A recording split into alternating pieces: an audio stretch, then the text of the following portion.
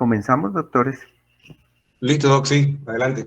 Bueno, entonces, pues, eh, como siempre, un cordial saludo a todos. Pues seguimos el ciclo de la parte de neurología cognitiva del programa de neurología de la Universidad Simón Bolívar. Hoy hemos hablado de los biomarcadores, hemos hablado del tratamiento farmacológico y hoy haremos lo que son los aspectos básicos en los manejos no farmacológicos en la enfermedad de Alzheimer.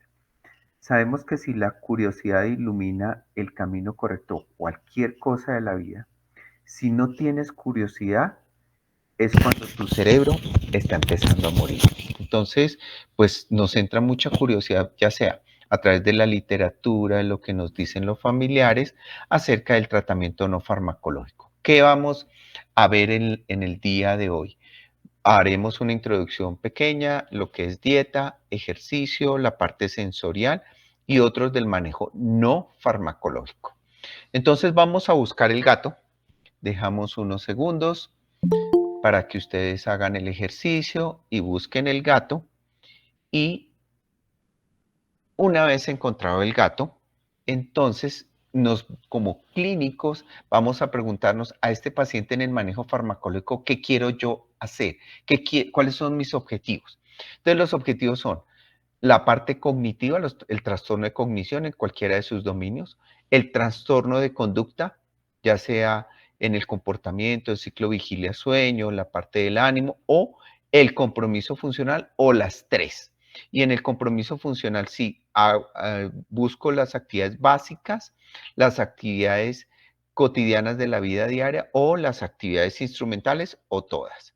Eso es importante que nosotros estemos muy precisos acerca de qué es lo que vamos a buscar y por qué es importante el tratamiento no farmacológico. Entonces, dentro de ese ecosistema de la enfermedad de Alzheimer y la demencia, buscamos hacia el paciente mejorar, hacia el cuidador o mejorar el ambiente. Sabemos que en la medida que avanza la enfermedad de Alzheimer aparecen unos síntomas relacionados como la ansiedad, la apatía y la irritabilidad.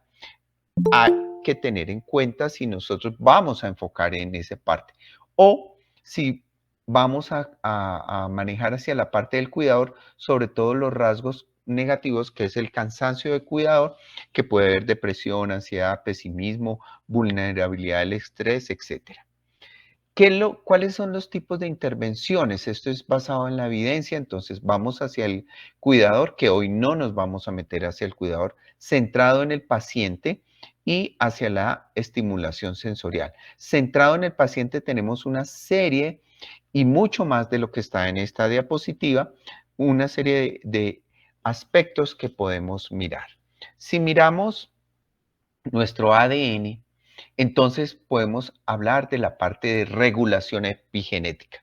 Y aquí hay dos consideraciones importantes. Uno, la metilación del ADN y dos, la acetilación de las histonas. La metilación del ADN inhibe la actividad genética o génica y la acetilación promueve la actividad génica. Entonces sabemos que hay unos genes promotores y unos genes inhibidores. Eso es lo que vamos a modular a través del ambiente, que en algunos casos se ha descrito, puede pasarse de generación en generación y es lo que vamos a mirar. Entonces, que una de las preguntas que nos hacen los familiares y los pacientes, incluso otros profesionales, es ¿qué dieta recomienda?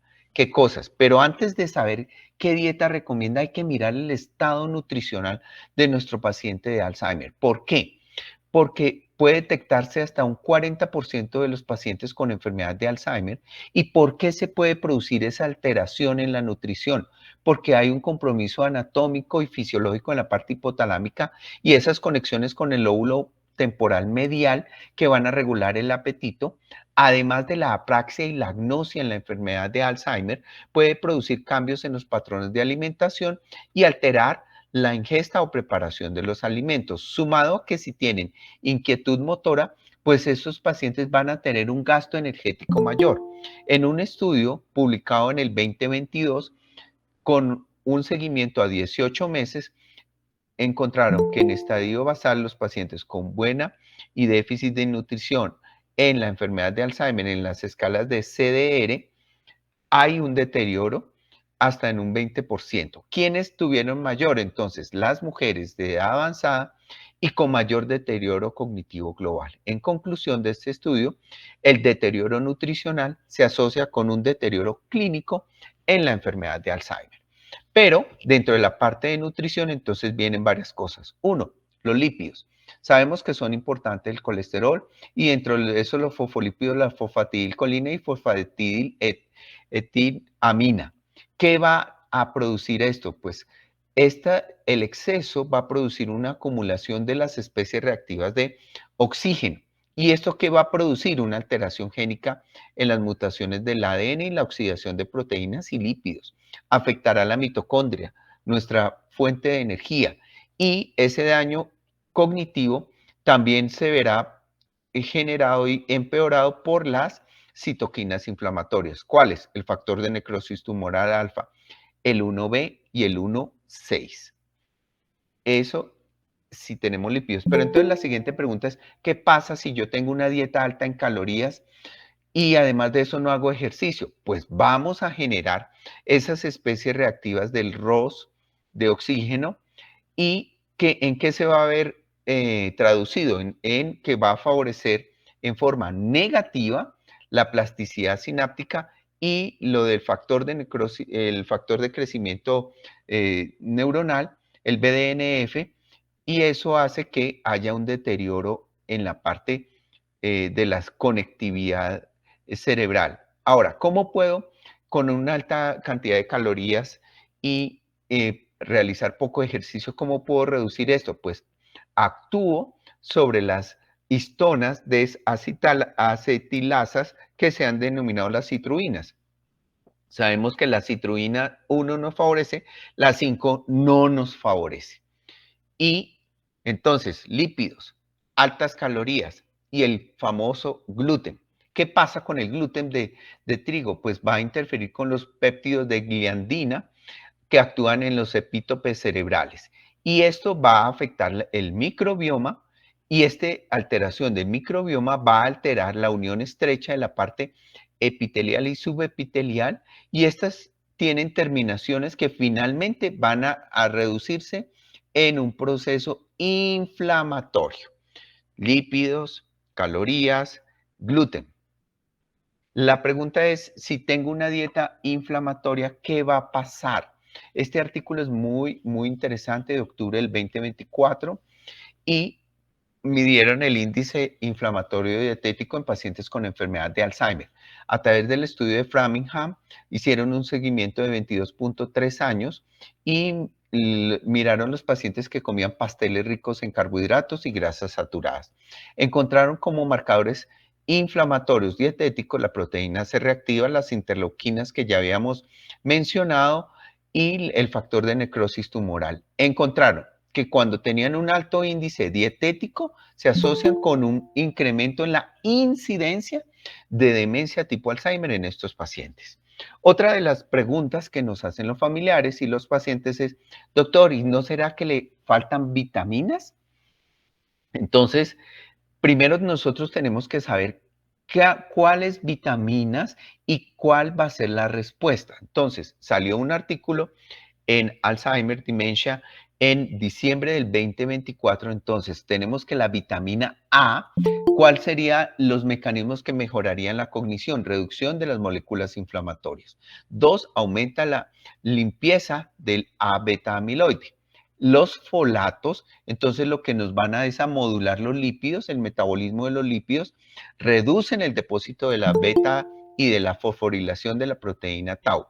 La vitamina B12 lo que induce es estrés oxidativo, los factores y va a retardar los cambios inducidos por el A beta. La vitamina C o ácido ascórbico inhibe las vías inflamatorias y las vías oxidativas. La vitamina D, que se está hablando mucho, está relacionado con que va a modular esa respuesta proinflamatoria que va a conducir al depósito de beta amiloide. Además que se habla de la depresión y niveles bajos de vitamina D en adultos mayores y sobre todo en adultos con trastornos cognitivos. ¿Qué pasa con el omega? Entonces, el omega tenemos el EPA y el otro que se ha mencionado. Esto lo que hacen es mejorar la energía del metabolismo a nivel cerebral, reduce el estrés oxidativo y reduce el depósito de A beta. Eso es lo que se busca o se ha encontrado con las vitaminas. Pero obviamente no se va a generalizar ni se va a formular vitaminas a menos de que encontremos unos niveles bajos.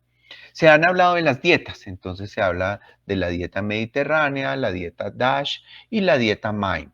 La dieta mediterránea todos sabemos que debe tener cantidades altas de algunos elementos como aceite de oliva, pescados, etcétera, legumbres, o está restringido las carnes rojas. ¿Cuáles son los micro o macronutrientes que están relacionados con la dieta mediterránea? Entonces, los folatos, la vitamina E, los carotenoides, los flavonoides y la dieta rica en omega 3. ¿Qué debe restringir entonces los ácidos grasos saturados? La dieta DASH es una dieta para la hipertensión, sino que la estudiaron para trastornos cognitivos. ¿Qué debe tener alto? Entonces, granos, frutas, vegetales, legumbres, nueces. ¿Qué debe estar reducido? Otra vez las carnes rojas, el exceso de colesterol, de sodio. Y lo que van a ser los micro y macronutrientes, entonces, están relacionados con el potasio, el magnesio, el calcio, y los macro y micronutrientes que deben estar reducidos son los ácidos grasos saturados, el colesterol, el sodio, etcétera, etcétera. La dieta MIND, que es la combinación entre la dieta DASH y la dieta mediterránea, entonces tiene grandes cantidades de aceite de oliva, de pescado, etc. Y está restringido también para lo que son las margarinas, los dulces, las carnes rojas y los macro y micronutrientes. Entonces, los macro que deben estar arriba, la vitamina E, los folatos, los flavonoides, los carotenos y las grasas monosaturadas. Obviamente lo que debe estar abajo son las grasas saturadas. Esta es una referencia de diciembre del 2024. En otro estudio muy interesante miraron la dieta mediterránea, la dieta occidental, llamémosla así, y lo compararon con biomarcadores, perfusión cerebral y la cognición. Entonces miraron todos estos de colesterol, triglicéridos, niveles de insulina, hemoglobina glucosilada, le aplicaron un mini mental, le aplicaron lo de memoria episódica y función ejecutiva. Hicieron estudios imagenológicos en la corteza frontal, en el giro temporal superior, medio e inferior, el cíngulo posterior, el procúneos y la región hipocampal e hipocampo. ¿Qué encontraron? Entonces, que los depósitos de los biomarcadores a lo largo del tiempo, pues obviamente tanto en los déficits cognitivo leve, que había un mayor depósito de los biomarcadores, encontraron, y a nivel de la perfusión cerebral en los controles de los normales con los de la dieta mediterránea y los de la dieta occidental, digámoslo así, esa perfusión y ese volumen cerebral se vio reducido a largo plazo. Conclusión, pues sí funciona. Se está hablando de la dieta keto o cetogénica, pero ¿cuáles son el principio? El cerebro, por sus funciones metabólicas, pues, debe consumir más o menos entre 120 y 130 gramos de glucosa al día, lo que representa más o menos el 16% del consumo de oxígeno del cuerpo humano. Cuando hay deficiencia de carbohidratos, entonces el cuerpo y el cerebro echan mano de las cetonas, como el acetoacetato y el ácido beta hidroxibutírico, para generar esa energía. Ahora, esos cuerpos cetónicos lo que se ha visto traducido en estudios, es que van a modular las vías de señalización a través de la insulina, a través del insulin growth factor, y van a alterar el metabolismo del beta amiloide, así como la fosforilación de la proteína tau. Entonces, ¿en qué consiste esta dieta ceto o keto? Una alta ingesta de ciertas grasas y baja en carbohidratos. Estos son los estudios que se han hecho, publicados en el 2024, no son concluyentes, no tienen un alto nivel de evidencia con relación a la dieta ceto o keto. ¿Qué pasa con el ejercicio? Entonces, el cerebro es un músculo que todos los días podemos ejercitar. Por eso, lo que importa al final del día es haber aprendido algo que nos haga mejores. Si miramos ejercicio desde el punto de vista beneficio bioquímico, entonces miramos dos factores, las mioxinas o mioquinas y las neurotrofinas. Las mioquinas van a aumentar el insulin growth factor y van a favorecer el factor de crecimiento endotelial hacia lo que es la barrera hematoencefálica y en la parte hipocampal, favoreciendo la angiogénesis. Y además de eso, las neutrofinas, entonces, van a favorecer la plasticidad neuronal y plasticidad sináptica. Las conclusiones de los estudios es que el factor de crecimiento cerebral va a aumentar la expresión del RNA mensajero y el factor de crecimiento nervioso en el giro dentado en la región hipocampal. Esto es lo que se ha visto a nivel del ejercicio, pero entonces si miramos el ejercicio agudo, va a favorecer lo que es el contexto de la memoria temporoespacial, de la memoria episódica, y en ensayos va a aumentar, va a haber cambios en la excitabilidad neuronal y la modulación de la potenciación de largo plazo. Si es crónico, entonces va a favorecerse lo que hemos visto en la diapositiva anterior, la angiogénesis, la neurogénesis y la gliogénesis. Se han visto en estudios longitudinales acerca de un año en ejercicio, mejora la conectividad cerebral y mejora la función ejecutiva. ¿Cuándo se obtienen resultados positivos? A partir de las 6 semanas de entrenamiento físico. ¿Cuánto tiempo? 60 minutos por cada sesión de intensidad leve a moderada, en un total por semana de 120 a 180 minutos. Frecuencia 2 a 3 sesiones semanales. ¿Qué pasa con los astrocitos y el ejercicio? Entonces, los astrocitos regulan la plasticidad sináptica y neuronal por factores neurotróficos y modulación de la neurotransmisión del glutamato. El ejercicio a corto plazo, estamos hablando de a 24, va a favorecer el número de astrocitos en la región del CA1, en el hipocampo, en la porción dorsal y en la porción ventral. Aquí vemos la densidad de astrocitos y aquí con el ejercicio. En esta diapositiva entonces vamos a comparar el ejercicio con los biomarcadores en la parte cognitiva. Hicieron un estudio a 6 meses de ejercicio, le miraron los niveles en sangre de beta amiloide, el 42, el 40 y el radio o proporción entre el 42 y el 40 de la proteína tau y la proteína glial fibrilar y los neurofilamentos, y encontraron que tenía una respuesta positiva en cuanto a que modulaba esa respuesta inflamatoria, que también se comprobó en este estudio publicado en 2024, que va a regular la respuesta inflamatoria de la microglía, de los astrocitos, de los oligodendrocitos, y reduce el daño de barrera sangre en el cerebro, así como la respuesta inflamatoria a nivel de la circulación periférica. Lo contrario, ¿qué va a pasar si somos muy sedentarios? Si no contraemos el músculo, vamos a aumentar la glicemia postprandial, la insulina postprandial, y vamos a cambios en la resistencia a la insulina, y eso hace que el desempeño cognitivo sea menor. En conclusión,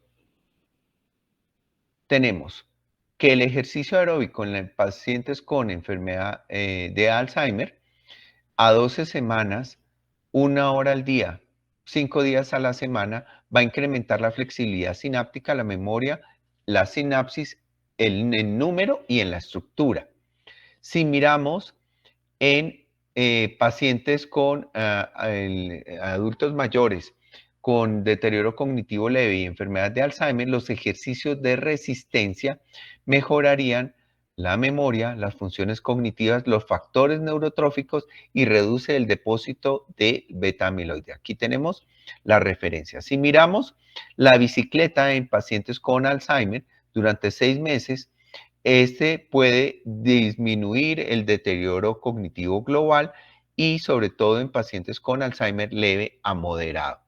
Si miramos en los pacientes con Alzheimer con alto ejercicio aeróbico, con alta intensidad, que son 60 minutos por sesión, 3 veces a la semana por 16 semanas, esto va a reducir los síntomas neuropsiquiátricos en pacientes con Alzheimer en el Alzheimer leve. Si miramos los pacientes con Alzheimer con moderado o alta carga de ejercicio aeróbico sumado con ejercicios de fuerza, más o menos 72 sesiones de 90 minutos cada uno, 3 veces por semana, por 24 semanas, entonces va a mejorar esa parte de la función vascular periférica.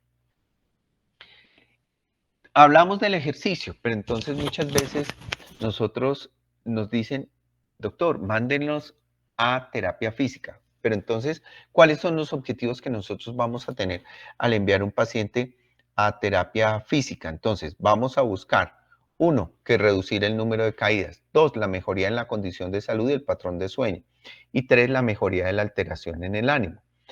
En cuanto al número de caídas, pues entonces hay que evaluar el equilibrio y hay que evaluar la marcha. Sabemos que una marcha enlentecida en un paciente con trastorno cognitivo de Alzheimer, eso indica deterioro cognitivo.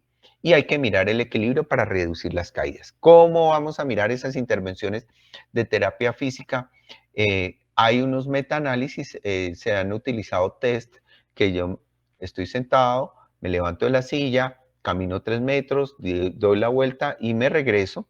Y eso más o menos la prueba lo realizo normalmente en 10 segundos y son pacientes sin riesgos de caída. Entre 11 y 20 segundos ya son frágiles y que tienen independencia parcial y tienen bajo riesgo de caída, y por encima de 20 segundos pues ya el paciente tiene alto riesgo de caída.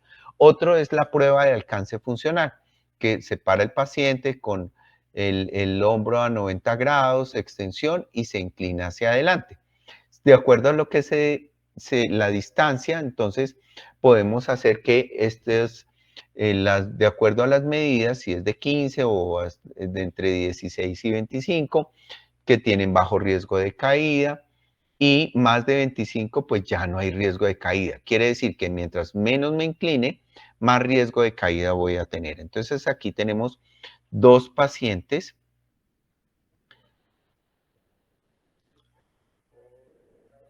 Y miramos paciente de 94 años y paciente de 77 años. Miren esa paciente y ahorita miremos, obviamente ella está inclinada porque tiene dificultades en el equilibrio, se ha caído y por eso está inmovilizada. Si comparamos otra vez,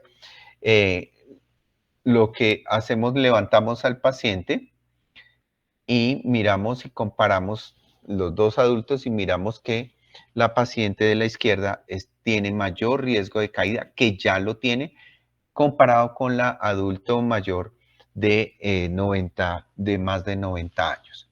Ahora lo que vamos a centrar nuestra atención es a evaluar dónde está el panda, que este está un poco más fácil, y lo que vamos a mirar aquí es la parte cognitiva. Aquí hay 3 conceptos. ¿Qué es estimulación cognitiva? ¿Qué es rehabilitación cognitiva? ¿Y qué es entrenamiento cognitivo? Entonces, porque a veces nosotros lo que hacemos es lo enviamos a rehabilitación cognitiva, pero hay que diferenciar si este paciente amerita estimulación cognitiva, amerita rehabilitación cognitiva o amerita entrenamiento cognitivo. La estimulación cognitiva lo que mejoran son el rendimiento cognitivo general y unos componentes específicos. Se puede ser en personas sanas o con deterioro cognitivo leve. Y su objetivo es mantener las capacidades actuales y prevenir el deterioro. En la rehabilitación ya es para reparar funciones que están relacionadas como la atención, la memoria o el lenguaje. Su objetivo es recuperar o compensar las funciones perdidas. Y la idea es que se aplica cuando hay una necesidad de tratar de restaurar las funciones cognitivas previas. El entrenamiento cognitivo, que también es una intervención no farmacológica, lo que buscamos es mejorar la función cognitiva en los pacientes, independiente del mecanismo de acción, y lo que busca es enlentecer el declive intelectual y cognitivo, así como los trastornos en la conducta en los pacientes con enfermedad de Alzheimer. Existen unas terapias como la terapia de orientación a la realidad. Esta lo que ayuda es a las personas con pérdida de la memoria y desorientación, recordándole hechos sobre sí mismo y sobre su entorno. Puede ser individual o puede ser en grupo. Otra es la terapia de reminiscencia, que esta puede ser individual o en grupo, y se utilizan materiales como periódicos, fotografías, objetos domésticos, que es donde se lleva a los pacientes a sitios donde ven objetos antiguos y eso les genera recordar algunas cosas. O terapia de presencia simulada, que puede ser con videos o conversaciones telefónicas con familiares.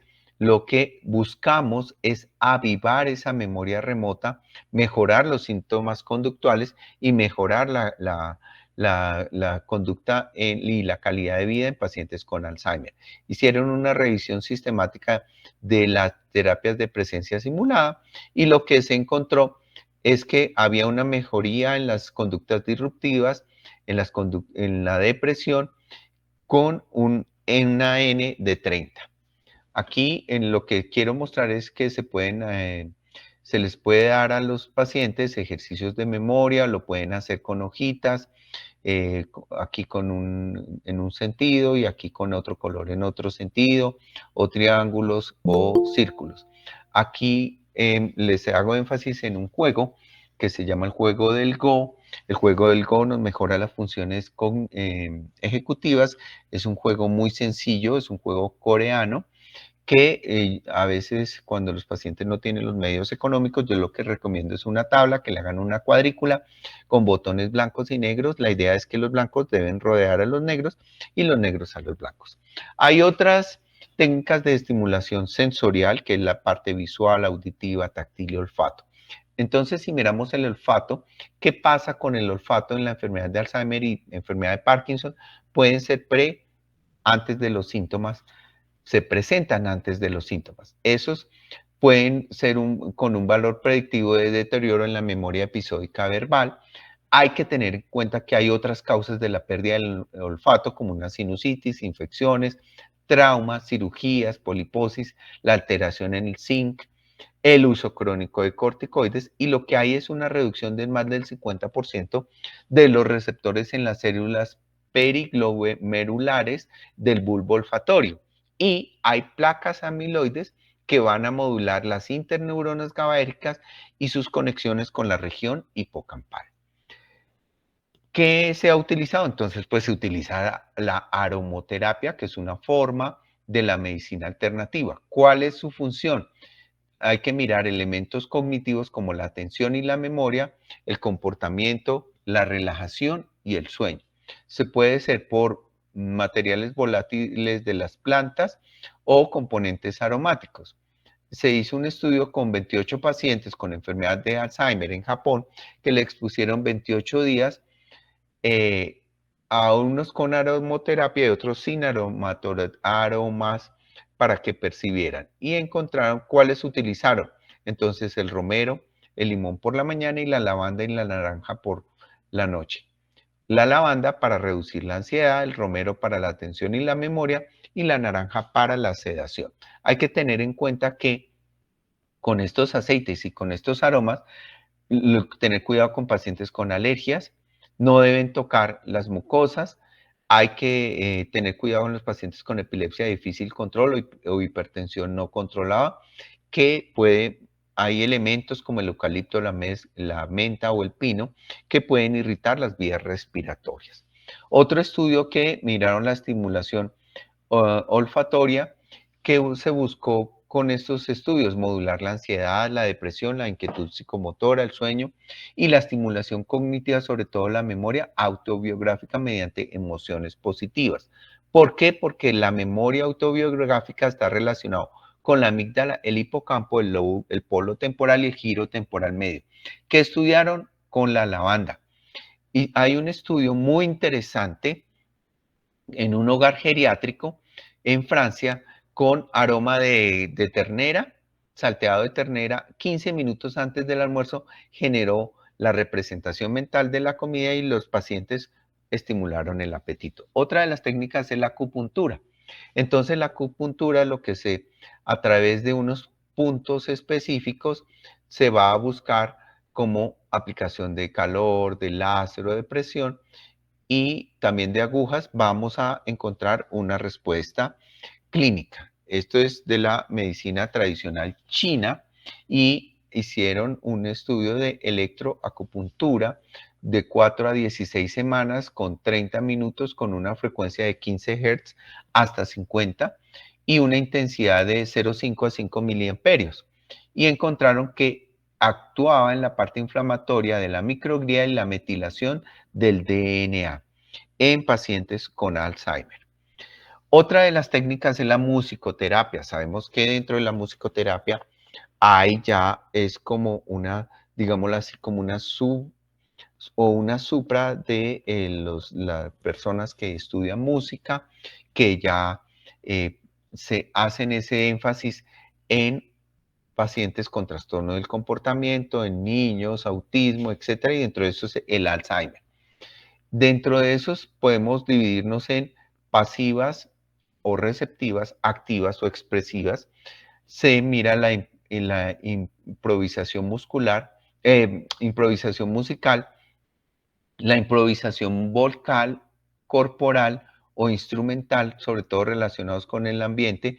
Puede haber del ritmo, de percusión, escuchar diferentes tipos de música, el cantar. Al cantar, a veces cantan una canción conocida, interrumpen una frase y que los pacientes completen esa frase. Se puede hacer con actividad física individual o en grupo. ¿Y cuál es el objetivo de la musicoterapia? Pues favorecer la retención y el recuerdo de la información, la interacción social, promueve la comunicación y la expresión de habilidades emocionales, ayuda a modular el comportamiento, mejora la memoria autobiográfica y también al tocar un instrumento puede mejorar la coordinación, lo mismo la motivación y la atención o concentración. ¿Cuáles son algunos protocolos? De frecuencia de 2 sesiones al día, de 30 a 40 minutos por 3 meses.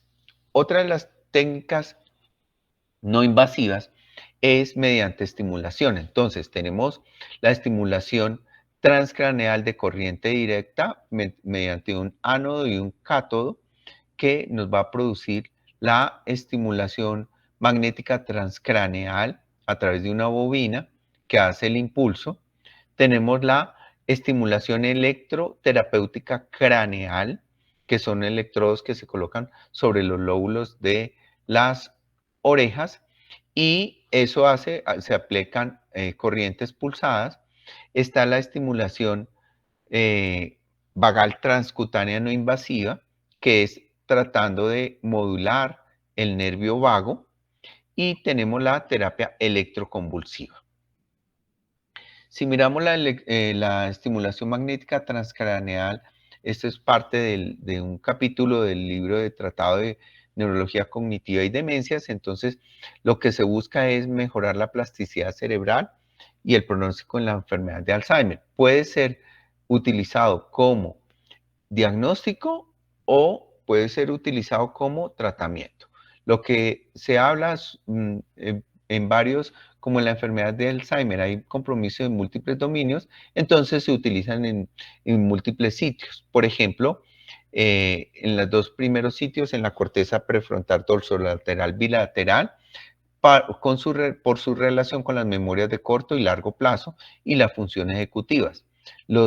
Estimular las áreas de Broca y de Wernicke para el lenguaje y la parte somatosensorial bilateral, especialmente con la orientación espacial y las praxias. Otra de las técnicas que se ha utilizado es el neurofeedback, que es mediante un encefalograma, se les coloca unas actividades, se les coloca unos electrodos y de acuerdo a la actividad que yo me concentre, pues puedo hacer, por ejemplo, aquí que coloque las hojitas. Este es un estudio publicado por la Salpêtrière, que en la clínica de memoria utilizaron 37 pacientes con 3 bloques de 10 minutos para un total de 30 minutos por sesión, en un total de 20 estadías en 3 meses, y mejoraron en el TMTA y B, y hubo una mejoría en la sincronización de los ritmos de la parte de gamma y de los ritmos alfa. Hay otro estudio publicado en el 2022 que miró fue el poder del alfa. Entonces aquí tenemos cómo se va mejorando ese alfa a medida que se va haciendo el entrenamiento, y miren cómo mejora el poder del alfa. Estudio publicado en el 2022. Un paciente pediatra, jefe de pediatría, que fue de un hospital en una universidad muy prestigiosa, me preguntó acerca del melena de león. La melena de león, que muchos le preguntan a uno, pues ya en nuestro medio tiene una aprobación del 2023 para la parte de como de los alimentos, y es un hongo que es el Ericium erinaceus. Este tiene una parte de cuerpo y el micelio. Este crece en la madera y se han atribuido varias propiedades. ¿Por qué podría o cuál es la explicación que buscan a través del famoso melena de león? Que a través de los beta-glucanos van a generar diferentes respuestas en el huésped y estimulan la parte inmunológica y así como las vías de señalización. Dentro de la parte del micelio se han aislado esos polisacáridos que pueden facilitar la síntesis del factor neurotrófico, y lo que está reportado es que incrementa la expresión del insulin growth factor y la acumulación del beta amiloide. Otras técnicas son con la luminoterapia. Lo que buscan es con la luz infrarroja con unos rangos entre 700 y 1400 nanómetros. Esto lo que va a hacer es cambiar la polarización de la membrana y facilita la afluencia de iones hacia la parte del retículo endoplasmático, y eso hace que va a tener una respuesta. ¿Cuál es el objetivo? Mejorar las fluctuaciones en los ritmos diurnos y el síndrome del atardecer. ¿Cómo funciona? ¿Me escuchan, doctores?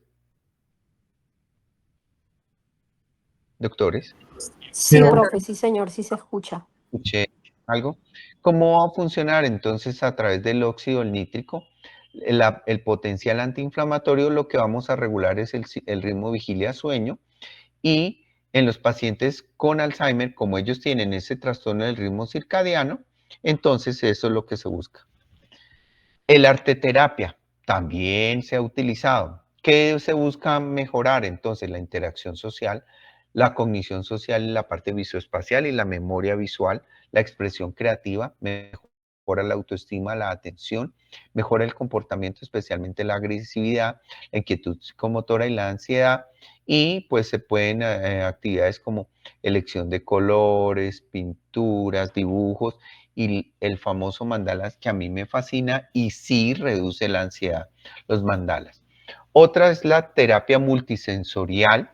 Esta terapia multisensorial lo que se busca es manejar los síntomas neuropsiquiátricos, porque los síntomas neuropsiquiátricos, la teoría es que dice que se relacionan con la privación sensorial. Entonces se busca lo que es la vista, el oído, el tacto. Hay burbujas en el centro que gracias a Dios tuve la oportunidad de participar, el centro de Compensar, que hay una sala de neurosensorial que se trajo de España, y el paciente en la pared se le proyecta y hace como contacto ocluir, y se les hace una serie de actividades, abrazan un tubo con burbujas, hay música, etc. ¿Cuál es lo que buscamos ahí? Modular los síntomas conductuales en personas con Alzheimer. Esta parte es muy linda, los que tenemos mascotas. Entonces, ¿qué pasa? Hay estudios con gatos y estudios con perros. Estudios con perros, este es un estudio con 16 publicaciones entre el 2015 y 2023. ¿Qué es lo que buscamos nosotros con la terapia a través de animales? Disminuir la carga de estrés, que eso disminuye la frecuencia cardíaca y la presión arterial, mejora la actividad física, mejora la socialización, mejora la empatía, y sabemos que la empatía es uno de los componentes de la cognición social, mejora el comportamiento y mejora la memoria, por ejemplo, como recordar los alimentos, los baños, las vacunas de los animales, mejora la atención, la función ejecutiva y la motivación, sobre todo en pacientes que tienen esos síntomas frontales de apatía. ¿Cuál es el sustento fisiológico? Aumenta la oxitocina, tanto en nuestra mascota como en el paciente, va a liberar endorfinas que hace que nos sintamos mejor y además esa oxitocina crea ese enlace entre las mascotas y nosotros, disminuye el cortisol y el jugar con perros genera cambios por brain mapping, o sea, por electroencefalograma cuantitativo, cambios en la corteza prefrontal y lo que hace es modular esas fluctuaciones entre las ondas beta y mejora el flujo sanguíneo. En este estudio de las metaanálisis que hicieron, encontraron que si yo le doy un muñeco de felpa o un robot a los pacientes, no va a generar esa respuesta como si un ser vivo. En conclusión, hay varios métodos de intervención como el entrenamiento cognitivo, la dieta, el ejercicio, mejorar el sueño, la musicoterapia y la estimulación lumínica. Lo que buscamos, que es lo que se mencionó, es saber qué vamos a modular, si es la conducta, si es la parte cognitiva o las actividades de la vida cotidiana. Y lo que buscamos es que nuestro paciente no tenga la dependencia por parte de los cuidadores y ahí es donde viene nuestra recompensa que se encuentra en el esfuerzo y no en el resultado. Un esfuerzo total es una victoria completa, como le decía Gandhi. Muchas gracias por su atención en el día de hoy, que era lo que les quería transmitir y dejar una inquietud porque fueron aspectos básicos de todas estas cosas que nos tienen en la literatura, que llegan los pacientes y llegan los familiares y nos bombardean con una serie de preguntas y nuestra función es orientarlos hacia si es posible, si no es posible y qué tanto vamos a buscar, porque muchas veces en estos pacientes hay unas falsas expectativas hacia lo que se va a buscar o promueven que ciertas técnicas terapéuticas nos puedan llegar a dar unos resultados que sabemos que no se van a generar. Entonces mi función en el día de hoy es darles esos conceptos básicos a ustedes que tengan por qué no, que se busca, que no se busca. Si tienen alguna pregunta o algún comentario, con mucho gusto. Doctores.